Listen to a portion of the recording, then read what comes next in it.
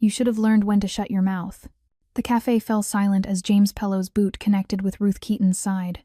The impact sent her crashing into a table, coffee cups exploding across the floor like shrapnel. Chairs scraped. Someone screamed. A child started crying. Ruth hit the ground hard, pain radiating through her ribs. James stood over her, chest heaving, face twisted with satisfaction. He thought he'd won. Thought he'd finally put her in her place. The other customers stared in frozen horror, some with phones raised, most too shocked to move. But Ruth didn't stay down. She pushed herself up, shaking but upright, eyes locked on his. "You don't get to touch me," she said through the pain.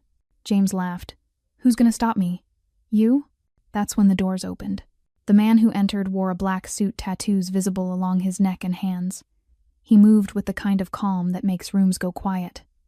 Two men followed, scanning the space with professional precision. The casual chatter died. Silverware stopped clinking. Customers who had been filming Ruth's humiliation now lowered their phones, confusion replacing their shock. The woman they'd pitied moments ago suddenly looked different. Protected. Dangerous. If this story pulled you in, make sure to hit that subscribe button so you never miss what's coming next. I've got another unforgettable story dropping tomorrow. And while you're here, jump into the comments and tell me where you're watching from. I love seeing our community from all around the world. All right, let's get back into it. 3 weeks earlier, Ruth Keaton walked into the Riverside Cafe that morning the same way she had for 2 years early, prepared, professional. She tied her apron with practiced efficiency, nodded at the line cook through the window, and began her opening routine, filling sugar dispensers, checking menus, brewing the first pot of coffee that would fill the air with its dark, familiar comfort. She had warm brown skin, dark curly hair she kept pulled back in a neat bun, and the kind of steady presence that made customers feel immediately at ease. She was good at her job. Better than good. Regulars asked for her section. Tourists left generous tips with kind notes. She remembered orders, names, preferences. She was respected. But respect, she was learning, meant nothing to certain kinds of men. James Pello walked in at 10:47 a.m., just like he had every day for the past 2 weeks. Average height, casual clothes, jeans, and a dark jacket that he wore like armor. There was nothing remarkable about him except the way he looked at her, like she was already his, just waiting to realize it. "Morning, beautiful," he said, sliding into a booth in her section. Ruth approached with her notepad, professional smile in place. "Good morning. What can I get you? Your number would be a good start." She'd heard worse. She'd deflected worse. "I'll get you some coffee while you decide on food," she said evenly, turning away. His hand shot out, fingers wrapping around her wrist. Not hard enough to hurt, but firm enough to stop her. "I'm talking to you." Ruth looked down at his hand, then up at his face. Her voice stayed calm, but her eyes were steel. "Let go of me." He did, raising both hands in mock surrender, grinning like it was all a game. "Relax, I'm just being friendly." "Then be friendly by ordering from the menu." She walked away, heart pounding, but her hands didn't shake as she poured his coffee. She'd dealt with men like this before. They usually got bored and moved on. James didn't move on. He came back the next day, and the day after that. Each time, he pushed a little further. "You'd look better if you smiled more. A woman like you shouldn't be working here. You should let someone take care of you. You act like you're better than everyone. You're not." Ruth shut it down every time. "I'm not interested. Please stop. This is inappropriate." Her coworkers noticed. Jenna, the other waitress, pulled her aside one afternoon. "That guy's been staring at you for 20 minutes, she whispered. "Want me to tell Miguel to throw him out?" Ruth glanced over. James sat in his usual booth, coffee untouched, eyes following her every movement. "He hasn't done anything actionable yet," Ruth said quietly. "Just keep an eye out." But it escalated. One evening, after her shift ended at 9 p.m., Ruth stepped out into the parking lot. The air was cool, the streetlights casting long shadows. She pulled her jacket tighter and headed toward the bus stop. Footsteps echoed behind her. She turned. James stood 20 feet away, hands in his pockets, smiling. "Hey," he called. "Wait up." Ruth's pulse spiked. She kept walking, faster now. "I said wait." She spun around under a streetlight, keys between her fingers like she'd been taught. "Stop following me." James laughed. Actually laughed, like she'd told a joke. "Relax. I just wanted to make sure you got home safe. It's dangerous out here for a woman alone." "I'm fine. Leave." Now, he took a step closer. You know, you'd be a lot prettier if you weren't so uptight all the time. I'm calling the police. She pulled out her phone. James raised his hands, backing away with that same infuriating grin. Okay. Jesus. Can't even be nice anymore. He walked back toward the cafe parking lot, whistling. Ruth stood there for 5 full minutes, watching until his car pulled away. Only then did her hands start shaking.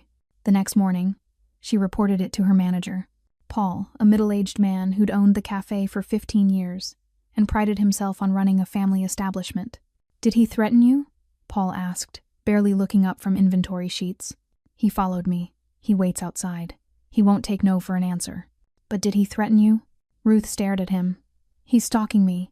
Paul sighed. Look, Ruth. I get it. Some guys don't know when to quit, but he's a paying customer, and unless he actually does something, I can't just ban him. Try ignoring him. He'll probably get bored. Ruth felt something cold settle in her chest. So I just have to wait until it gets worse? I'm sure it won't come to that. It came to that. James didn't get bored.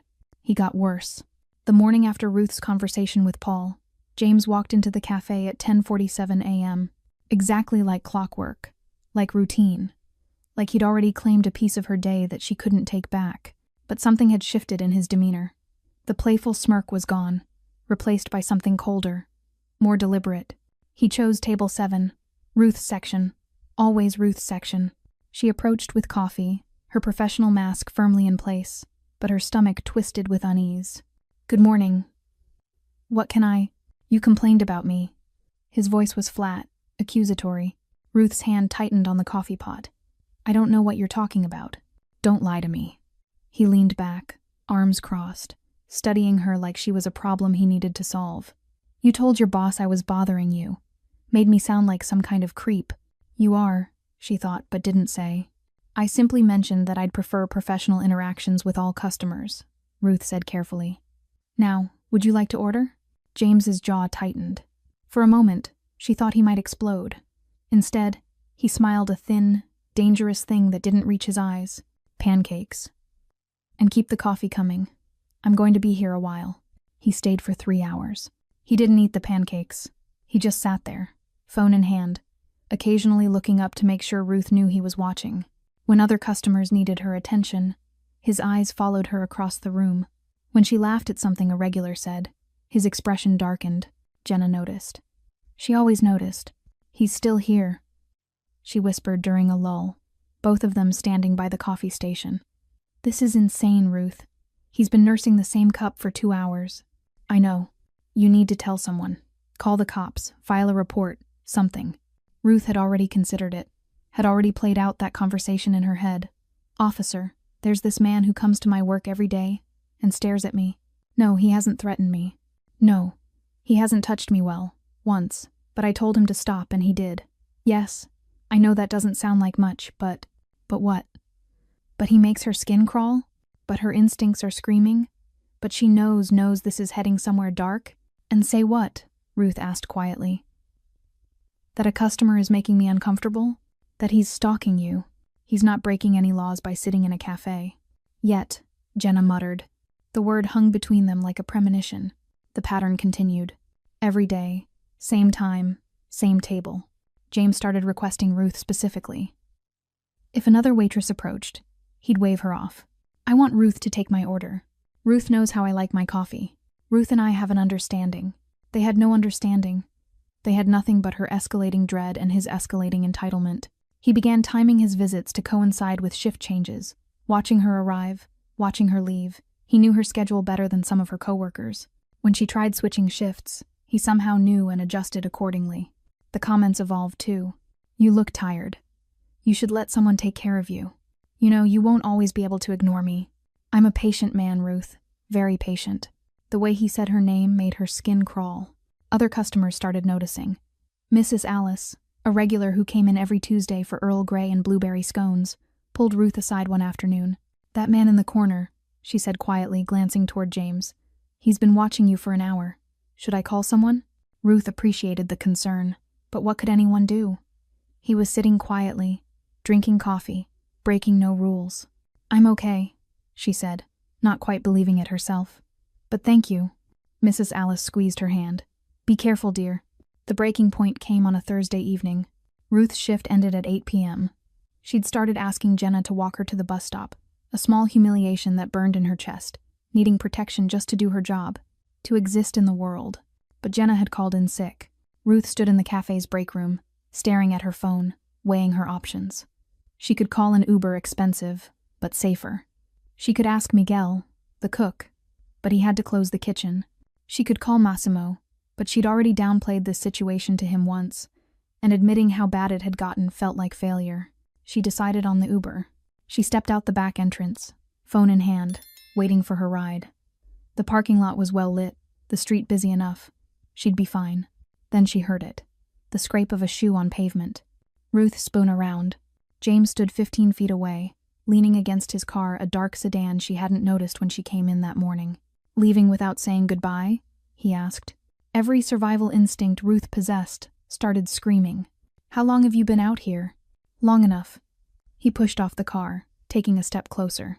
You've been avoiding me. I'm at work. I'm avoiding everyone equally.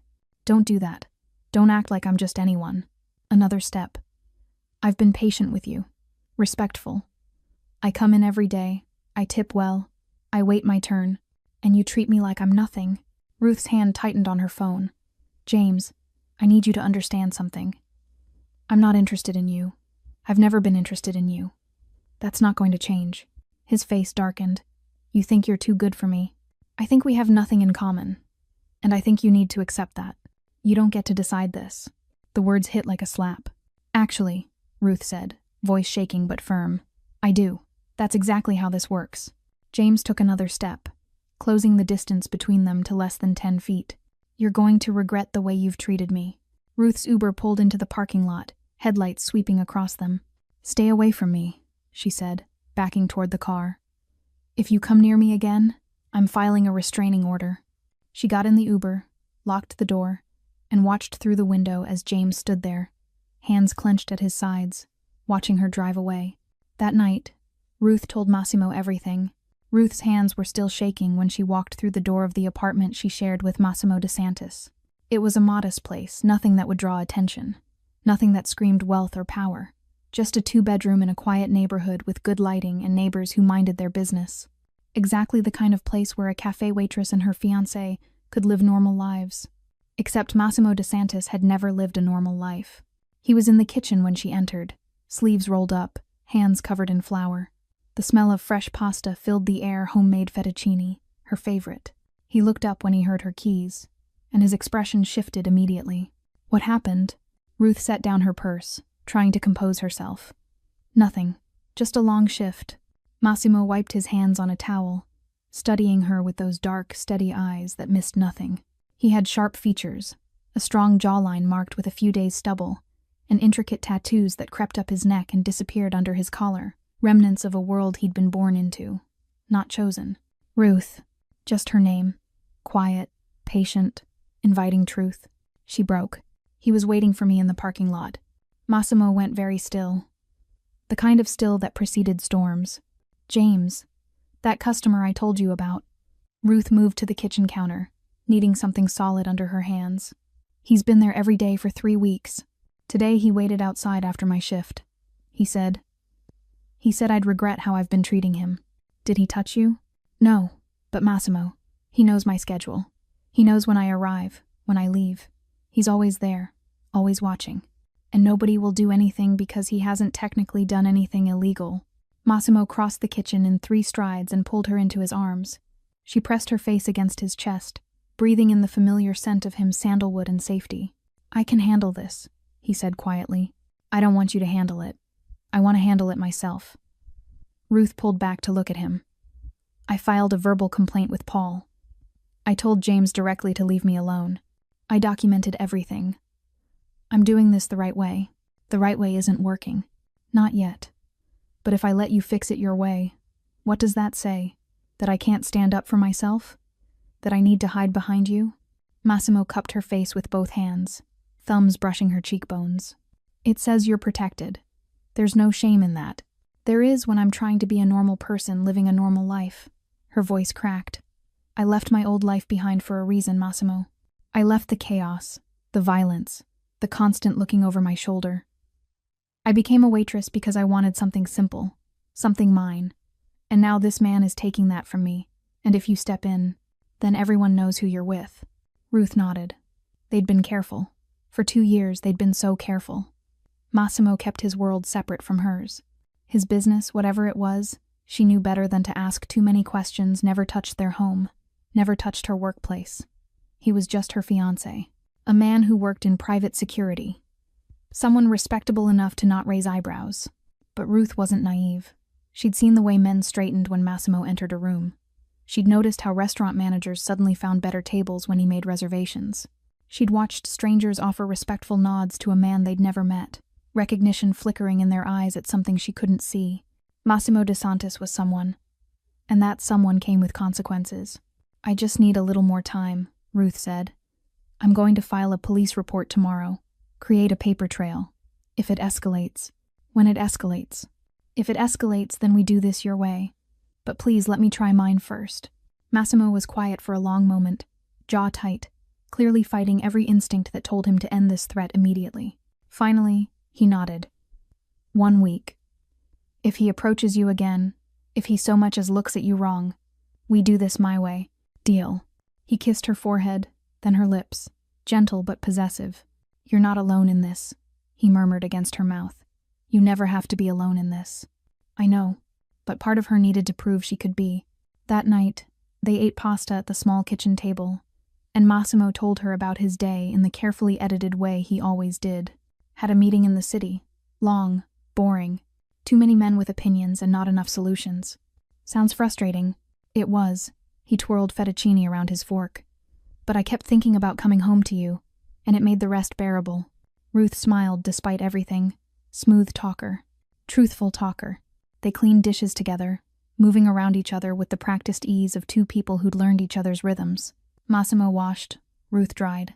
He told her a story about one of his men, Luca, who'd apparently locked himself out of his car 3 times in one day, and she laughed until her sides hurt. For a few hours, James Pelot didn't exist. But later, when they were in bed and Massimo's breathing had deepened into sleep, Ruth lay awake, staring at the ceiling. She'd meant what she said. She wanted to handle this herself, but a small, scared part of her wondered if she was being stubborn or smart, if insisting on independence was strength or foolishness. James wasn't going to stop. She knew that with the same certainty she knew her own name. Men like him never stopped until something made them. And the question that kept her awake, the one that churned in her stomach like poison, was, what would it take? How far would this go? How much would she have to endure before the world decided her fear was justified? She turned onto her side, watching Massimo sleep. Even in rest, there was something coiled about him, ready, alert, dangerous when he needed to be. He'd asked her once, early in their relationship, if his world scared her. No, she'd answered honestly. The men who pretend to be good are scarier than the ones who are honest about what they are. Massimo had been honest from the beginning. He'd told her he couldn't give her a simple life, even though he'd try. He'd told her that loving him came with risks, with complications, with a target she'd carried just by standing next to him. She'd chosen him anyway. And tomorrow, she'd file that police report. She'd do everything right, everything by the book. But if it came down to it, if James pushed too far, Ruth knew exactly who would be waiting. Ruth filed the police report on Friday morning before her shift. Officer Hernandez listened politely, took notes, and gave her the same response she'd expected. Unless he threatens you directly or violates a restraining order, there's not much we can do. But this creates a record. If it escalates, come back. When it escalates, Ruth thought, remembering Massimo's words. She tucked the report number into her purse like a talisman and headed to work. The morning shift passed quietly. James didn't show at his usual time. By noon, Ruth had almost convinced herself that her confrontation in the parking lot had finally worked, that he'd realized she was serious and decided to move on. She should have known better. At 2:15 p.m., during the afternoon lull when the cafe was half empty and drowsy with post-lunch calm, the door opened. James walked in. But this wasn't the James who usually came smiling, persistent, playing at charm. This James had fury written across his face like a headline. His jaw was clenched, his movements sharp, his eyes locked on Ruth with an intensity that made her blood run cold. Jenna noticed immediately. "Ruth, I see him." Every instinct screamed at her to run, to hide in the kitchen, to call someone. But she'd spent 3 weeks refusing to be intimidated, refusing to give this man power over her space, her work, her life. She wouldn't start now. Ruth approached his table with her notepad, keeping her voice steady and professional. "What can I get you?" James didn't look at the menu. He looked at her with open contempt. "You filed a police report." Her stomach dropped. "I don't know what—" "Don't." He slammed his hand on the table, making silverware jump. An elderly couple 3 tables over glanced up nervously. "Don't lie to me. A cop showed up at my job this morning, asked me about allegations of harassment, made me look like some kind of stalker in front of my boss." Ruth kept her expression neutral, but her heart was hammering. "I documented a pattern of behavior that made me uncomfortable. That's my right." "Your right?" James's laugh was ugly, bitter. "You think you have rights? You're a waitress. You smile, you serve coffee, and you're grateful when men like me even look at you." The cafe had gone quiet now. Other customers were staring. Miguel had emerged from the kitchen, dish towel in hand, watching. "I'm going to need you to lower your voice," Ruth said evenly, "or I'll have to ask you to leave." "You'll ask me to leave?" James stood abruptly, chair scraping loud against the floor. "You don't get to ask me anything. You don't get to decide anything. Actually, I do, and I'm asking you to leave. Now. You think you're so much better than me." He moved closer, invading her space. Ruth held her ground even as panic clawed at her throat. "Walking around here like you're untouchable, like you're special. But you're not. You're nothing. Just some woman serving pancakes who got lucky that I even noticed her." Ruth's hands were shaking, but her voice came out clear and cold. "Get out of this cafe, James. You're not welcome here anymore." Something in his expression shifted from anger to something darker, more dangerous. A kind of rage that had been building for weeks and finally found its release point. "You should be grateful," he hissed, voice low and venomous. "Grateful I've been patient. Grateful I've been nice. But you had to make this difficult. You had to embarrass me. Make me look like a fool. You did that yourself." The words left her mouth before she could stop them. James's face twisted. "What did you just say?"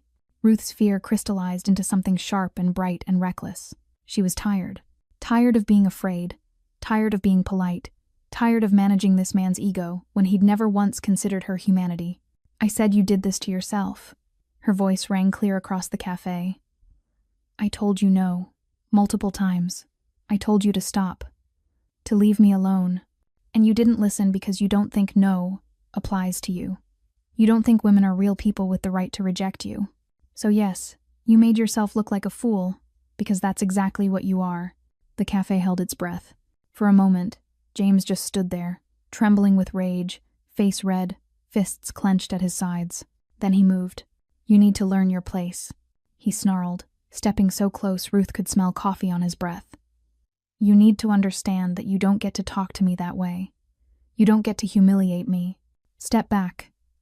Ruth's voice shook now. "Step back right now. Or what? You'll call the cops again? File another report?" He laughed, cruel and sharp. "Nobody's coming to save you, sweetheart. It's just you and me and the lesson you're about to learn." Miguel started moving toward them. Another customer pulled out their phone. Ruth stood frozen, understanding with crystal clarity that this was the moment every woman fears and prepares for. The moment when a man's entitlement meets a woman's refusal and something breaks. "Don't flatter yourself," she said quietly, desperately trying to de-escalate. "You're not worth this. Just leave, and we can forget." "Forget?" James's voice rose to a shout. "You want me to forget how you've treated me? How you made me look? You think you can just dismiss me like I'm nothing? You are nothing." The words came out hard and final. "You're a sad little man who can't handle rejection, and I'm done being afraid of you." The entire cafe was watching now. Phones were recording. Someone was definitely calling the police, and James Pellote, faced with public humiliation and a woman who refused to bow, made his choice. "You should have learned when to shut your mouth," he said. Then he kicked her. The impact came fast and brutal. James's boot connected with Ruth's side, just below her ribs, with the full force of his rage behind it. The pain was instant and blinding, a white-hot explosion that stole the air from her lungs and sent her sprawling backward. She crashed into a table. Coffee cups shattered, ceramic exploding across the floor in a spray of brown liquid and sharp fragments. A croissant tumbled, pastries scattered. Ruth hit the ground hard, her head narrowly missing the table leg, dark curls spilling across broken porcelain and spilled espresso. For a moment, there was only shock. Complete, paralyzed shock. Then the cafe erupted. A woman screamed. A child started crying. Someone yelled, "Oh my God," over and over like a mantra. Chairs scraped as people jumped to their feet. An elderly man knocked over his water glass in his rush to stand. Miguel vaulted over the counter, kitchen knife still in hand. "Call 911. Someone call 911. Jenna stood frozen by the coffee station, hand over her mouth, phone shaking in her grip. Ruth lay on the floor, curled on her side, gasping for breath that wouldn't come. Pain radiated through her torso in waves. Her uniform was soaked with coffee, her hands bleeding from where she'd tried to catch herself on broken ceramic. Above her, James stood breathing hard, fists still clenched, face flushed with adrenaline and something that looked almost like satisfaction. "That's what you get," he panted. "That's what happens when you don't know your place." Nobody moved. They just stared at him, this man who'd just assaulted a woman in broad daylight, in front of dozens of witnesses, and seemed to feel justified doing it. Ruth pushed herself up on trembling arms. Every breath was agony. She could feel bruising already forming, ribs screaming in protest. But she didn't stay down. She wouldn't stay down. Using the overturned table for support, Ruth pulled herself to her knees, then slowly, painfully, to her feet. Coffee dripped from her clothes. Blood ran from cuts on her palms. Her vision swam, but she locked her eyes on James's face. "You don't get to touch me," she said, voice hoarse but steady. James laughed, actually laughed, as if she'd told a joke. As if her defiance was amusing rather than dangerous. As if this was all still a game he was winning. "Who's going to stop me? You?" He took a step toward her, emboldened by his own violence. "You think anyone here cares about you? You're just—" The door opened. The sound cut through the chaos like a knife. Everyone turned.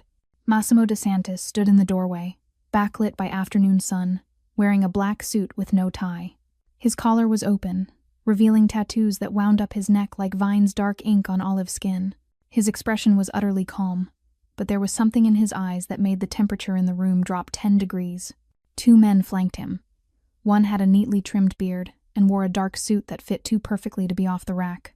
The other was taller, broader, with scars visible on his knuckles where his hands hung loose at his sides. They didn't rush, they walked. The crowd parted instinctively, creating a path through the cafe like Moses and the Red Sea. Massimo's eyes swept the scene in seconds. The broken dishes, the terrified customers, Ruth bleeding and bruised against the table, and James standing over her like a hunter over prey. His jaw tightened almost imperceptibly.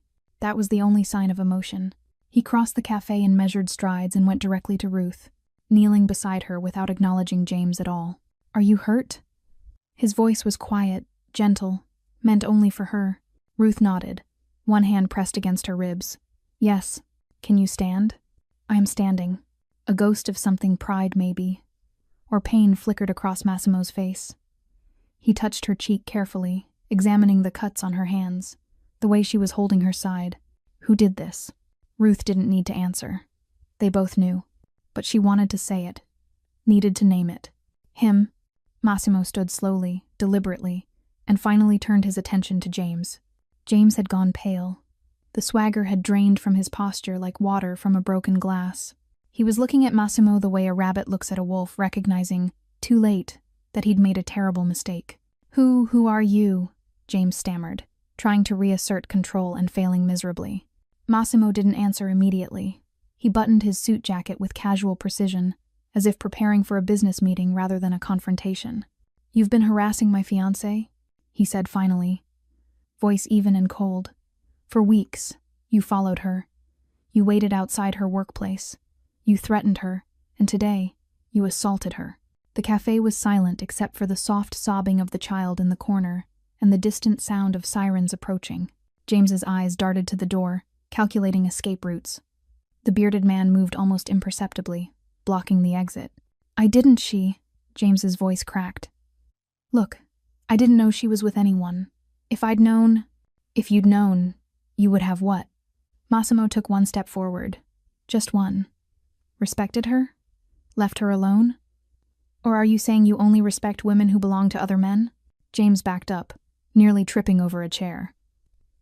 I didn't mean it's not like that. Then what is it like?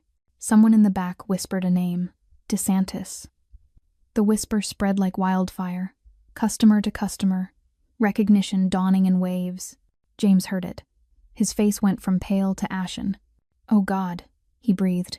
"Oh God, I didn't know." "You didn't ask," Massimo replied. His tone never changed, still calm, still measured, somehow more terrifying for its control. "You assumed. You took what you wanted without permission, without consequence, because you believed no one would stop you." The taller man behind Massimo produced a phone, speaking quietly into it in Italian. The sirens were getting closer. Massimo turned back to Ruth. "What do you want? Do you want him removed, or do you want him to understand?" Ruth looked at James, this man who'd made her afraid, who'd stolen her peace, who'd convinced himself his desires mattered more than her humanity. She met Massimo's eyes. "I want him to understand." Massimo nodded once, a silent acknowledgement of Ruth's choice. Then he turned back to James, and the air in the cafe seemed to compress, as if the building itself was holding its breath. "Do you understand what you've done?" Massimo asked quietly. James opened his mouth, closed it, then tried again. "Look, I'm sorry, okay? I lost my temper. I didn't mean—" "You didn't mean to kick her?" Massimo's voice remained steady, almost conversational, which made it more unnerving. "You didn't mean to spend 3 weeks stalking her? Waiting outside her workplace? Following her to her car?" Each question landed like a blow. James's eyes darted around the cafe, looking for allies, for escape, for anything that might save him. He found only frightened faces and recording phones. "I didn't know she was your—" James stopped himself, realizing too late how that would sound. "My what?" Massimo tilted his head slightly. "My fiancé? My woman? Say it. Tell everyone here what you were going to say." James's throat worked, but no words came out. "You were going to say that if you'd known she belonged to someone, you would have left her alone." Massimo took another step forward. James backed into a table, trapped. "Which means you don't respect her. You only respect me. The man, the owner, the threat. That's not I didn't mean, but she told you no." Massimo's voice dropped lower, forcing everyone to strain to hear. "She told you no 17 times. She told you to stop, to leave her alone. She told you clearly, repeatedly, in every way a person can communicate unwillingness, and you ignored all of it, because what she wanted didn't matter to you." The bearded man, Luca. Ruth remembered Massimo mentioning him, moved to stand by the door. Not blocking it. Exactly. Just present, watchful. Miguel had lowered the knife but hadn't moved. Jenna had stopped recording but held her phone like a weapon. The sirens were close now, maybe 2 blocks away. "Here's what's going to happen," Massimo said, speaking to James but loud enough for the entire cafe to hear. "You're going to apologize to Ruth. Not to me. To her. You're going to look at the woman you assaulted and acknowledge what you did." James's eyes flickered to Ruth, then away. "I'm sorry." "No." Ruth's voice cut through the space, stronger now despite the pain. She pushed away from the table, standing fully upright, even though it made her ribs scream. "Look at me when you apologize." James flinched. Actually flinched. "Look at her." Massimo's words were precise, leaving no room for negotiation. Slowly, James raised his eyes to Ruth's face. What he saw there clearly unsettled him, not fear or tears, but cold, unwavering judgment. "I'm sorry," James said again, voice shaking now. "For what?" Ruth asked. For hitting you." "Kicking me," Ruth corrected. "You kicked me. Say it." James swallowed hard. "For kicking you." "And?" His face crumpled slightly. "For following you. For not listening when you said no." Ruth didn't smile, didn't soften. She just nodded once, acknowledging that he'd finally said it. But she wasn't done. "You know what the worst part is?" she said quietly. "It's not even the kick. It's that you spent weeks convincing yourself you were the good guy, that I was the problem for not being flattered by your attention, that my boundaries were obstacles to overcome instead of lines you had no right to cross." James looked down at his feet. "Look at me," Ruth commanded, and he obeyed. "You're not sorry you did it. You're sorry there are consequences." The truth of it hung in the air like smoke. Massimo moved then, stepping between Ruth and James with protective instinct. "The police are 30 seconds away," he said calmly. "They'll arrest you for assault. There are—" He glanced around the room. At least 15 witnesses, multiple video recordings. When you go to court, and you will go to court, all of this will be evidence. Your name will be attached to this forever. James's knees nearly buckled. But before they arrive, I want you to understand something else. Massimo leaned in slightly, voice dropping so only James and those closest could hear. Ruth asked me not to handle this my way. She wanted to do it properly, police reports, legal channels, the right way, and I respected that. But if you ever come near her again, if you speak her name, if you so much as think about her, those police reports won't matter anymore. I won't. I swear I won't. I'm not finished. Massimo's tone never rose, never hardened, but James went absolutely still. You hurt someone I love. You made her afraid in her own workplace. You stole her peace. And now you'll face the legal consequences for that, which she deserves to see. But understand this clearly. The law is her justice. If you cross this line again, you'll face mine. The taller man by the door shifted slightly, jacket opening just enough to reveal a shoulder holster. James saw it. His face went chalk white. Do we understand each other? Massimo asked. Yes, James whispered. Yes, I understand. Good. Police cars screeched to a stop outside, red and blue lights painting the cafe windows. Car doors slammed. Radios crackled. Massimo stepped back, creating space, transforming instantly from the man who'd just delivered a quiet threat into the concerned fiancé. She needs medical attention, he called to the officers as they entered, weapons drawn, trying to assess the chaotic scene. She was assaulted. He kicked her. Massimo pointed at James without looking at him. Multiple witnesses, multiple recordings. Officer Hernandez was first through the door, the same officer who'd taken Ruth's report that morning. Her eyes widened when she saw Ruth's condition, then narrowed when she recognized James. Ma'am, are you hurt? Hernandez approached carefully. Yes, Ruth said. He kicked me. I think my ribs might be bruised or cracked. Don't move.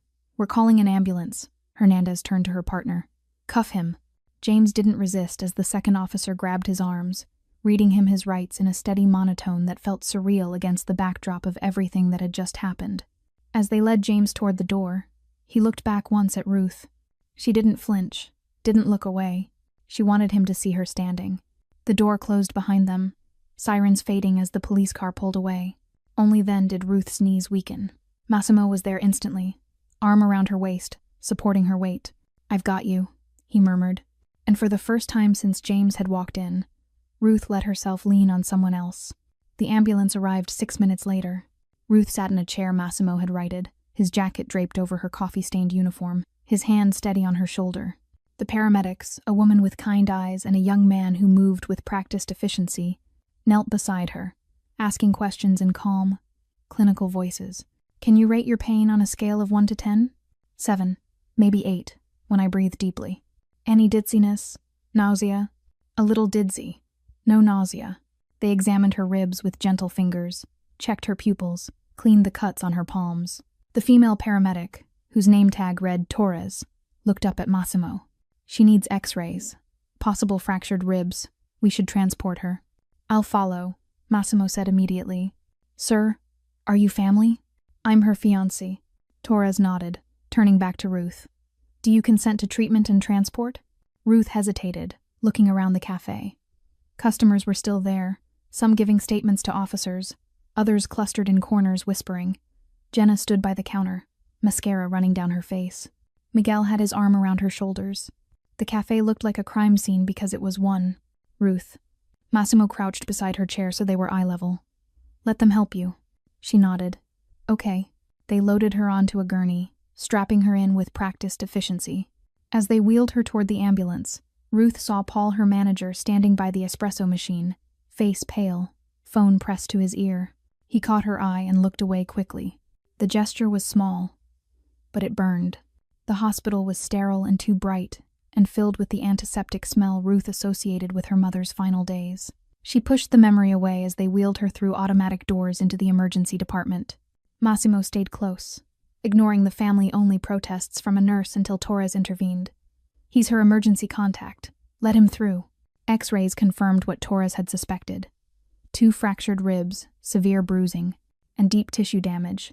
Nothing life-threatening, but painful. Healing would take weeks. You're lucky, the ER doctor said, a middle-aged woman with tired eyes, a few inches higher, and we'd be talking about lung contusion. A different angle and we'd be discussing internal bleeding. Lucky. Ruth didn't feel lucky. She felt violated, exhausted, angry. The doctor prescribed pain medication and strict rest. No lifting anything over 5 pounds, no strenuous activity.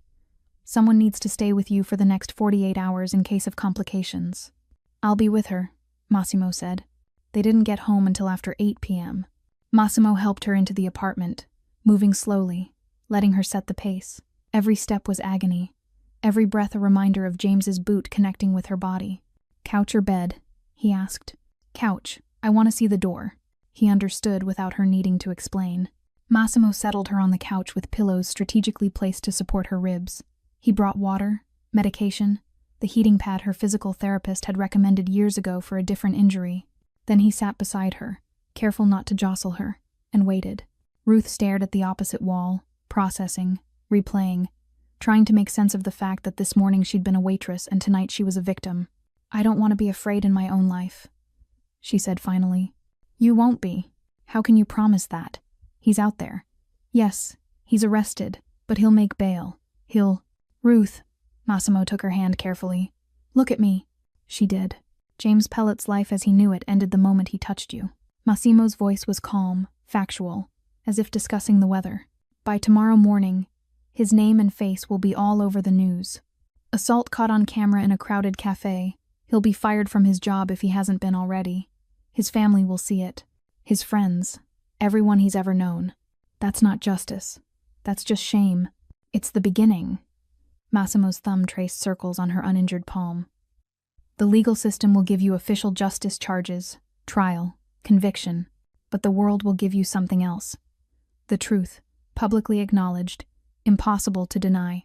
Ruth closed her eyes. I just wanted him to leave me alone. I know. And when that didn't work, I wanted the system to protect me. I know. And when that didn't work either, her voice cracked. I wanted to believe I could handle it myself, that if I was just firm enough, clear enough, strong enough. You were all of those things, Massimo interrupted gently. This isn't your failure. It's the world's. You did everything right, and it still happened. And that's not fair, and it's not your fault. Tears came then, hot and angry and exhausted. Massimo held her carefully, mindful of her ribs, letting her cry against his shoulder until the storm passed. Later, when the pain medication had dulled the worst of it, and Ruth was dozing on the couch, Massimo stepped onto the balcony and made a phone call. Luca, he said quietly when the line connected. Boss, James Pellet, I want to know everything.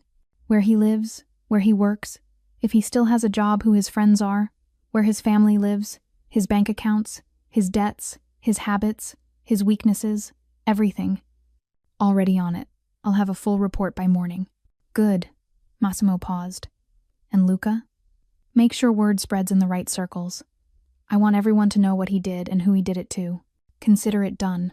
Massimo hung up and stood there for a moment, looking out at the city lights, hands gripping the railing.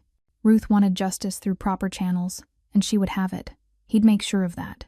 He had lawyers who could guarantee James faced maximum consequences, who could ensure the case didn't get buried or plea bargained into nothing. But Ruth didn't need to know about the other consequences, the ones that would unfold quietly, systematically, in ways she'd never have to see. Men who hurt women under his protection didn't just face legal trouble. They faced erasure. James Pellet would learn that some mistakes don't just cost you freedom or reputation. They cost you everything. Behind him, through the sliding door, Ruth stirred on the couch. Massimo went back inside immediately, kneeling beside her. I'm here, he said softly. You're safe. She opened her eyes, still foggy with medication. Promise? Always. And Massimo DeSantis always kept his promises. Even the ones Ruth didn't know he'd made. Ruth didn't sleep that night. The pain medication helped with her ribs but did nothing for the loop playing in her mind. James's face twisted with rage. The moment of impact. The sound of ceramic shattering. The taste of fear sharp and metallic on her tongue. Every time she closed her eyes, she was back on that floor. Massimo stayed awake with her. He didn't try to fix it with words or tell her it would be okay. He just sat beside the couch in the pre-dawn darkness, his presence solid and unwavering, ready if she needed him. When morning finally came, gray light filtering through the curtains. Ruth's phone started buzzing. First Jenna. "Oh my God, Ruth, are you okay? The video is everywhere. I'm so sorry. I should have done something sooner." Then other coworkers. Then numbers she didn't recognize. Then her cousin in Portland who she hadn't spoken to in 2 years. "Give me your phone," Massimo said gently. Ruth handed it over without protest. He scrolled through, face unreadable. "It's viral. The video. Someone posted it, and it spread." "What video?" "The cafe. Everything. James kicking you. What he said before. Me arriving. All of it." Ruth's stomach clenched. "How many people have seen it?" Massimo hesitated. "Enough." He showed her the screen. A video titled, "Man assaults waitress after weeks of harassment. What happens next will shock you," had 3 million views and climbing. The comments were a mixture of outrage, support, and the predictable victim blaming that made Ruth's skin crawl. She should have been nicer to him. What did she do to make him so angry? This is what happens when women think they're too good for regular guys. But mostly, I hope she's okay. I hope they throw him in jail forever. I hope she knows she did nothing wrong. Ruth set the phone down, hands shaking. "I didn't want this. I didn't want to be a spectacle. I know. I wanted to handle it quietly, professionally, the right way, and now I'm entertainment. People are watching the worst moment of my life for fun." Massimo moved to sit beside her carefully. "They're also watching a woman refuse to stay down. They're watching you stand up to him even after he hurt you. That matters. Does it? Because right now it just feels like I'm being punished twice. Once by James, and once by everyone who gets to replay my trauma whenever they want." She wasn't wrong. Massimo knew she wasn't wrong. But before he could respond, there was a knock at the door. 2 detectives stood in the hallway, a woman in her 40s with sharp eyes and a younger man who looked apologetic just for existing. "Miss Keaton?" "I'm Detective Rivera. This is Detective Park. We need to take your statement about yesterday's incident." Ruth invited them in, moving slowly, every step a reminder. They sat at the kitchen table, recording device between them, and walked Ruth through every detail. When James first appeared, what he said, how many times she'd rejected him, the parking lot confrontation, the final altercation. "Why didn't you call the police before yesterday?" Detective Park asked. "I did," Ruth said firmly. "I filed a report Friday morning. Officer Hernandez took my statement. I was told there wasn't much that could be done unless he escalated." Rivera made a note. "And your manager? Did you report James's behavior to management?" "Yes, Paul Anderson, the owner. He said James was a paying customer, and unless he actually threatened me, he couldn't ban him." "Even though he was harassing you?" "Even though." Rivera's jaw tightened slightly. "We'll be speaking with Mr. Anderson." They asked about Massimo next carefully, professionally, but with an edge of suspicion that Ruth recognized immediately. "Your fiancé arrived very quickly after the assault. How did he know to come?" "I texted him during my break that James was acting agitated," Ruth said, which was partially true. She'd texted Massimo that morning saying she had a bad feeling, and he'd promised to check in around 2 p.m. He was already on his way when it happened. "And the 2 men with him?" "Business associates. Massimo works in private security." It wasn't technically a lie. Everything Massimo did was, in a sense, security. Just not the kind these detectives would find in any legitimate database. Rivera studied her for a long moment, then nodded. "James Pellet was arraigned this morning. The DA is charging him with assault and battery, criminal harassment, and stalking. Given the video evidence and witness statements, they're confident about conviction." "What about bail?" Ruth asked. "Set at $50,000. He posted it an hour ago." The room went cold. "He's out?" Ruth's voice came out small, childlike. "He's already out? With conditions?" Detective Park added quickly. "No contact order. He can't come within 500 feet of you, your workplace, or your residence. If he violates it, he goes straight back to jail." "And if he violates it and hurts me before you catch him?" Ruth asked. "What then?" Park had no answer for that. After they left, Ruth sat at the kitchen table staring at nothing. Massimo was on the phone in the bedroom, voice low and rapid in Italian, making arrangements she didn't want to know about. She thought about James out there somewhere, free, angry, humiliated. She thought about the video circulating, her face frozen in pain for millions to see. She thought about going back to the cafe, if she even could, if she even wanted to. She thought about how she'd done everything right, set boundaries, Filed reports, spoken up, fought back, and still ended up here. Injured, exposed, afraid. Massimo emerged from the bedroom. Luca's outside. He'll be there overnight, every night, until the trial. You won't see him, but he'll be there. You're having me watched. I'm having you protected. There's a difference. Ruth wanted to argue, wanted to insist she didn't need a bodyguard, wanted to maintain some illusion of normalcy. But she was too tired, too sore, too scared. Okay, she whispered. Massimo knelt in front of her chair, taking both her hands. I know this isn't what you wanted. I know you wanted to handle this yourself, your way, through proper channels. And you did. You were brave and strong and you did everything right. But brave women still deserve protection. Strong women still deserve backup. There's no shame in that. Ruth's eyes burned with unshed tears. I don't feel brave. I feel broken. You're not broken. You're hurt. And hurt things heal, especially when they're protected while they do. She leaned forward, pressing her forehead against his, breathing in the familiar scent of his sandalwood and safety and the promise that she wasn't alone. What happens now? She asked. Now? Massimo pulled back slightly to meet her eyes. Now we make sure James Pellet understands that some consequences last longer than a court date. Now we make sure this never happens to you again. And now you heal. In that order? In whatever order you need. The morning after James made bail, Ruth woke to the sterile scent of antiseptic and the dull, ever-present ache in her ribs.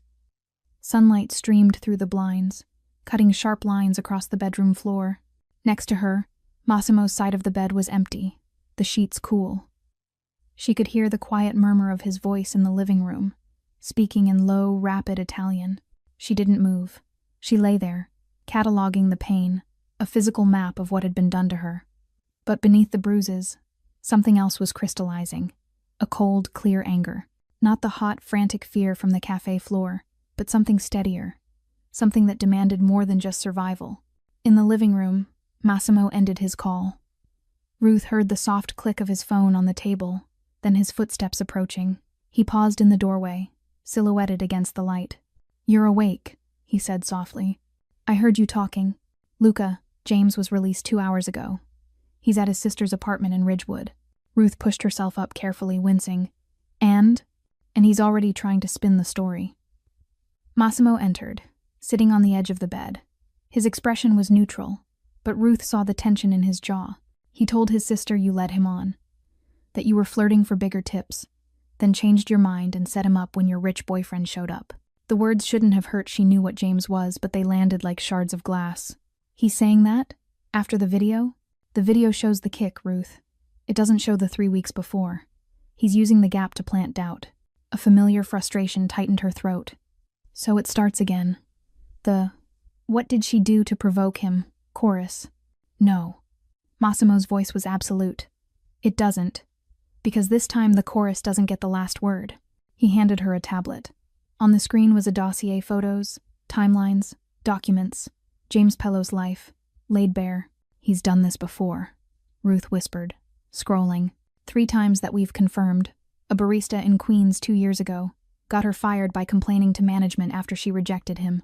A receptionist at his old job. HR had a file, persistent, unwanted attention. They transferred her. He quit shortly after.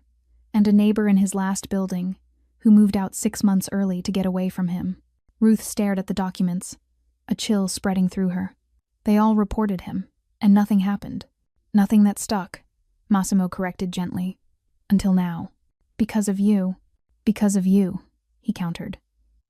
You stood up, you let it be recorded. You created a record that can't be ignored. He touched her hand. My world is just ensuring it isn't ignored. Later that day, Detective Rivera called. Miss Keaton, we've had 2 more women come forward since the video went public. Former targets of James Pelot. Their statements corroborate your pattern of harassment. The DA is adding prior bad acts to the motion for trial. Ruth clutched the phone, sitting at her kitchen table. What does that mean? It means the jury gets to hear he's a repeat offender. It significantly strengthens our case. Rivera paused. It also means you weren't alone. You weren't crazy. You weren't overreacting. The validation was a physical relief, a weight she hadn't fully acknowledged lifting from her chest. But it was bittersweet. I wish they hadn't had to go through it too. So do I, Rivera said, her tone shifting into something more personal. For what it's worth, I'm sorry the system didn't catch him before he got to you. Sometimes it takes a louder noise. After the call, Ruth scrolled through the news headlines on her phone. The story was everywhere, but the narrative had shifted. It was no longer just cafe assault.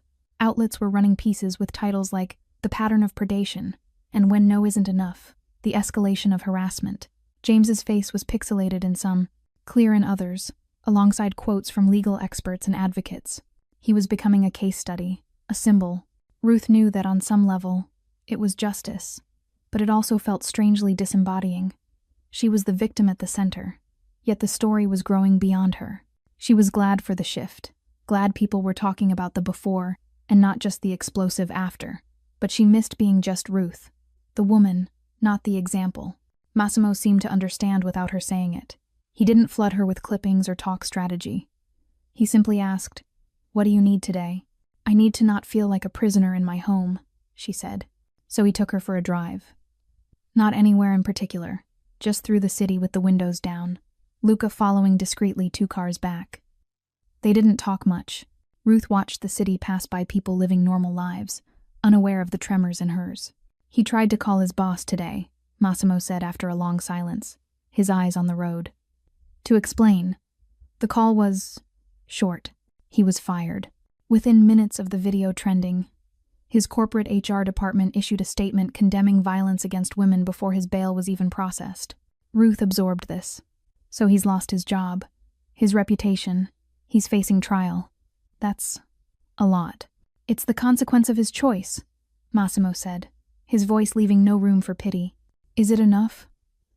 The question slipped out, raw and honest. Massimo glanced at her. "Do you want it to be?" She thought about it. Thought about the fear in the parking lot, the dread every morning walking into work, the searing pain of the kick. "I want him to understand, truly understand, that he is not the victim, that his pain is the result of his actions, not my refusal." She looked out the window. "I don't know if losing everything teaches that lesson, or just breeds more resentment." "Then the law will teach it," Massimo said. "And if the law fails, the world has. And if the world forgets." He didn't finish. He didn't need to. The next stop was unexpected. Massimo pulled up outside a modest brick building a women's crisis center. Ruth looked at him, confused. "You said the system failed you," he said simply. Luca did some digging. "This place is underfunded. They help women file restraining orders, navigate the courts, find safe housing. They could use a significant donation. Anonymous if you prefer." Ruth stared at the building, emotions swelling in her throat. This wasn't retaliation. This was redirection, taking the poison of her experience and trying to create an antidote for someone else. "You're trying to fix it," she whispered. "I'm trying to honor how you wanted to handle it," he corrected. "Through channels, through support, making the system work better for the next woman." He looked at her. "This is your call, Ruth, not mine." She thought of the dossier, of the other women who had been ground down by James's persistence and a system's indifference. She thought of Jenna, of Mrs. Alice, of all the people who had seen something but felt powerless. "Make the donation," she said, her voice firm, "but not anonymous, in the name of everyone who said no and wasn't heard." That evening, as dusk settled, Luca called. Massimo put it on speaker. "He's packing." Luca's voice came through, clear and detached. His sister asked him to leave. Landlord of his old place won't take him back. He's trying to crash with a friend from college. But the friend saw the news. Said no. He's sitting in his car outside a motel on the highway. He looks unraveled. Ruth pictured it. James, alone in a cheap sedan, his life compacted into a duffel bag, doors closing everywhere he turned. She waited for the surge of satisfaction. It didn't come. Instead, she felt a profound, weary sadness. "He did this," she said, more to herself than anyone. "He built this cage." "Yes," Massimo agreed, watching her. "He did." The final beat came just before midnight. An email alert popped up on Ruth's laptop, a notification from the court. She opened it with trembling fingers. It was a copy of a motion filed by James Pellet's new, court-appointed lawyer. A motion to seek a plea deal. The proposed offer, Guilty to felony assault and criminal harassment. No contact with Ruth Keaton for life. Mandated enrollment in a behavioral correction program. A public apology, dictated by the court. He was folding. The man who wouldn't take no for an answer was finally saying yes to consequences. Ruth read it twice, then closed her eyes. The legal machinery was grinding forward, efficient and cold. It would likely be accepted. There would be no dramatic trial, no cathartic confrontation on a witness stand. Just paperwork and a cell. It felt anticlimactic. It felt right. Massimo read the motion over her shoulder. It's a good deal. For you. It guarantees he's branded a felon. It guarantees he stays away. It's over. Is it? Ruth asked, the echo of James's voice. You'll regret this, still a faint whisper in her memory. Massimo turned her chair to face him, his hands on her shoulders. The threat is over. The fear. That may take time, but you don't have to do it looking over your shoulder. That part is finished. He was right. This was the reckoning. Not a violent showdown in the shadows, but a slow, inexorable collapse in the light. James was being dismantled by the very world he thought would excuse him by employers, by family, by the law, by public opinion. Ruth stood and walked to the balcony, looking out at the city's glittering grid. The cold air soothed her bruised skin. She thought of the donation to the crisis center, of the other women finding their voices, of the next James Pellet who might think twice. The reckoning wasn't just for James. It was for every silence he'd counted on. And in the quiet of the night, with the city humming below and Massimo a steady presence behind her, Ruth let herself believe that maybe, sometimes, a reckoning could feel like a beginning. 4 weeks later, Ruth walked into the Riverside Cafe at 7 a.m. She didn't have to. Massimo had made it clear with the settlement from the civil suit against James and the cafe's ownership. She never had to work another day if she didn't want to. But this wasn't about money. It was about territory. About reclaiming the ground where she had been made to feel small. The bell above the door chimed the same familiar note. The smell of fresh coffee and baking pastry wrapped around her, a scent that had once meant comfort, then fear, and now, something else entirely. The cafe was different. Paul was gone. Sold the business to a local family who had read the news and made their first order of business a complete staff policy overhaul. Miguel was now the general manager. Jenna was head waitress. And at the host stand, a new sign stood prominently. We reserve the right to refuse service to anyone. Harassment of our staff will not be tolerated. Your coffee is welcome. Your entitlement is not. Jenna looked up from wiping the counter. For a second, she just stared, her eyes wide. Then she dropped the rag and rushed over, wrapping Ruth in a careful, gentle hug. You're really here, Jenna whispered, her voice thick. I'm really here, Ruth said, and found she meant it. The morning rush was a quiet symphony of normalcy. Regulars did double takes when they saw her, their expressions cycling through surprise, concern, and then, warmly, respect. Mrs. Alice, at her usual Tuesday table, simply reached out and squeezed Ruth's hand as she passed, saying nothing. Nothing needed to be said. Ruth didn't wait tables. Her ribs were still tender, her energy limited. Instead, she sat at a corner booth with a laptop, drafting training protocols for the new owners, clear guidelines on how to support staff facing customer harassment, a step-by-step escalation plan that didn't end with just ignore it. She was halfway through when a shadow fell across her table. She looked up, expecting Massimo, who had promised to stop by. It was Detective Rivera. Mind if I sit? Rivera asked, her sharp eyes softer than usual. Please. Ruth closed her laptop. Rivera slid into the booth, placing a manila folder on the table. James Pellet accepted the plea deal yesterday. He'll be formally sentenced next week. 15 months, with time served and good behavior. He'll likely do 10, followed by 3 years of probation and mandatory counseling. Ruth nodded, absorbing the finality of it. And the no-contact order? Permanent. It's part of the sentencing. If he so much as looks you up online, he violates probation and goes back for the full term. Rivera tapped the folder. This is a copy of his signed confession, and the signed apology, as dictated by the court. You don't have to read it, but it's yours if you want it. Ruth looked at the folder but didn't open it. The words inside didn't matter. They were court-mandated. Empty. The real apology had been the consequences. The loss. The shame. The crushing weight of his own choices. Thank you, Ruth said, meaning it. Rivera hesitated. I worked your case off the clock. Did you know that? Ruth shook her head. I had a sister. A situation. Similar, but it didn't end with a viral video. It ended quietly. And nothing happened. Rivera's jaw tightened. Your case. Getting to make sure something happened? It mattered. To more people than you know. She left soon after, leaving the folder on the table. Ruth let it sit, a neutral presence. It was not a trophy. It was just a piece of paper. Her peace did not live inside it. Massimo arrived just before noon. He entered not with the chilling silence of that terrible afternoon, but with a quiet nod to Miguel and a warm smile for Jenna. He wore a simple gray sweater and dark jeans, looking less like a man from a whispered legend and more like a handsome fiancé coming to meet the woman he loved for lunch. He slid into the booth opposite her, his eyes scanning her face. How does it feel? Ruth looked around. At the sunlight streaming through the front window. At the couple laughing over shared pancakes. At Jenna refilling coffee with a confident sway in her step. At the new sign by the door. It feels like mine again, she said softly. He reached across the table, his fingers interlacing with hers. The tattoos on his knuckles were just ink here, not a warning. It always was. He was just a squatter in your space. They ordered lunch. Ruth had the tomato soup. Massimo had the turkey club. It was mundane. It was perfect. As they ate, he told her about the crisis center. The donation had been received with stunned gratitude.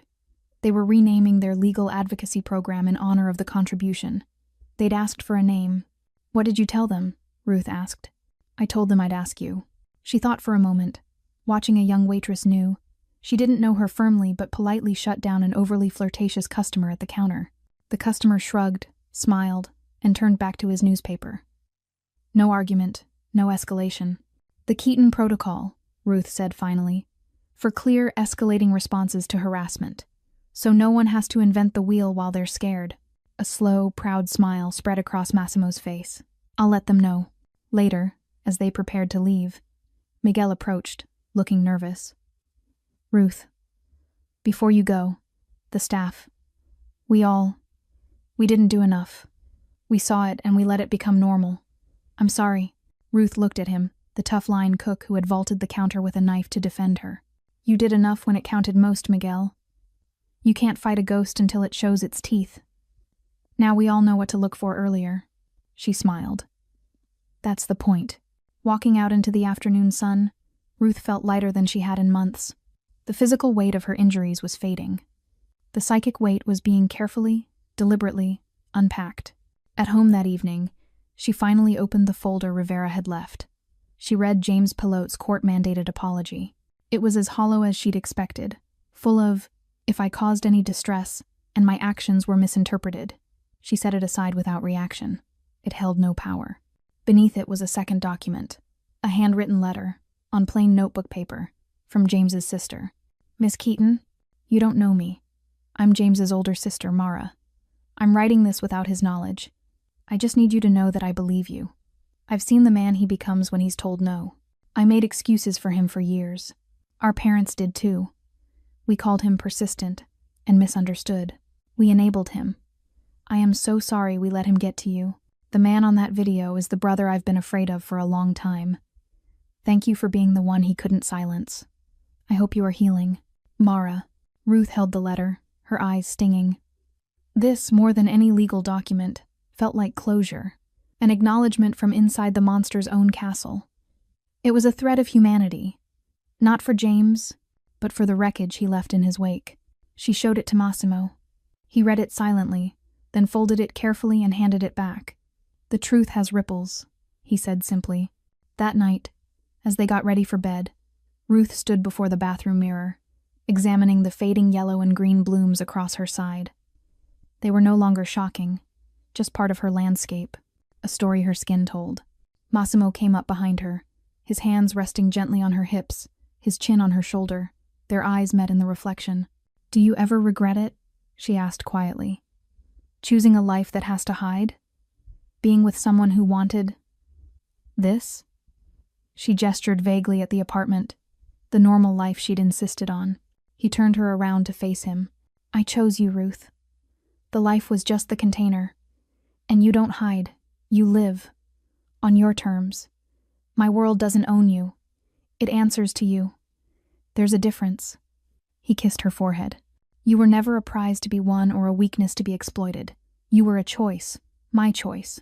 The words settled in her soul. She hadn't been saved because she was weak. She had been protected because she was chosen. And she had chosen him back, eyes wide open, knowing full well the complications. Their love was not a sanctuary from the world. It was a fortress they built together, facing outward. She took his hand, leading him to the bedroom. Not in desperation, not in search of comfort, but in affirmation. This was her life. Bruised but healing. Complicated but hers. Quiet but never silent. As she drifted to sleep, her head on his chest, the last thought she had was not of James, or kicks, or courtrooms. It was of the cafe booth in the sunlight. Of Jenna's laugh. Of the new sign by the door. Of a simple truth hard-won and carried gently. She had stood her ground, and the ground finally was hers again. Thanks for staying with this story right till the final moment. You're the reason these stories come alive. If you're ready for another powerful journey, just tap the next video on your screen. And before you go, leave a quick comment and rate this story from 1 to 10. I'm excited to see your thoughts and connect with you down there.